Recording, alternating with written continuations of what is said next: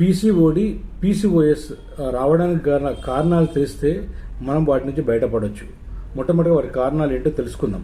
మొట్టమొదటిగా మన బాడీలో న్యూట్రిషన్ డెఫిషియన్సీ వల్ల పీసీఓడి పీసీఓఎస్ వస్తుంది. న్యూట్రిషన్ డెఫిషియన్సీ అంటే ఏంటంటే ప్రోటీన్ ఇన్బ్యాలెన్స్ కావడము, విటమిన్స్, ఆహారంలో అసమతుల్యత, ఇవన్నీ కూడా. అంటే ఇప్పుడు మారుతున్న జీవన శైలి ప్రకారం, లైఫ్ స్టైల్ ప్రకారం చూస్తే ఫాస్ట్ కల్చర్ అయిపోయింది. మనం తినే ఆహారంలో న్యూట్రియంట్ దొరకట్లేదు.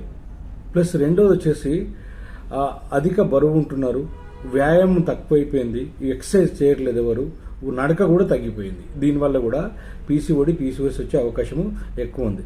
తర్వాత హార్మోన్ అసమతుల్యత. హార్మోన్ అంటే ఏంటిది?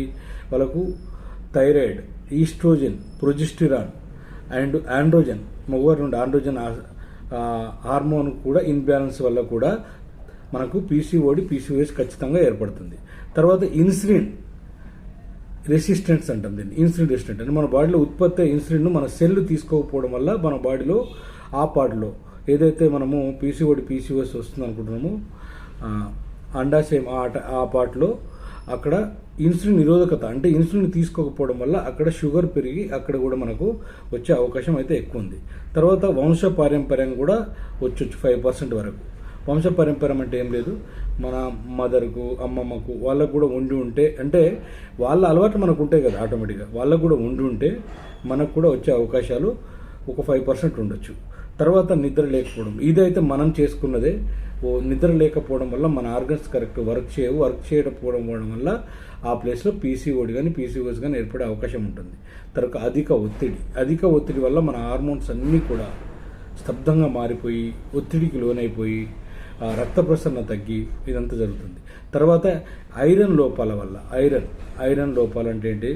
ఐరన్ లోపాల వల్ల విటమిన్ డి, విటమిన్ B12 వీటి వల్ల కూడా వచ్చే అవకాశం ఉంది. ఎందుకు వీటి వల్ల వచ్చే అవకాశం ఉంది? ఐరన్ లోపం ఉంటే బ్లడ్ సర్క్యులేషన్ కరెక్ట్గా ఉండదు, కాబట్టి పీసీఓడి వచ్చే అవకాశం ఉంది. అట్లా విటమిన్ డి లోపం ఉంటే మానసికంగా చాలా ఇబ్బందులు ఉంటాయి మనకు. ప్లస్ ఆర్గన్స్ కూడా సరిగా వర్క్ చేయవు, కాల్షియం కూడా తక్కువ ఉంటుంది, వాళ్ళకు కూడా పీసీఓడి పీసీఓఎస్ వచ్చాయి. అంటే ఒక్కొక్క ఆర్గన్కు ఎన్నో రకాల కారణాలు ఉంటాయి. కాబట్టి ఇవి కనుక మనము చేసుకున్నట్టుంటే, అంటే మన లైఫ్లో చేంజెస్ చేసుకున్నట్టుంటే మనం పీసీఓడి పీసీఓఎస్ని కంప్లీట్గా తీసేయచ్చు.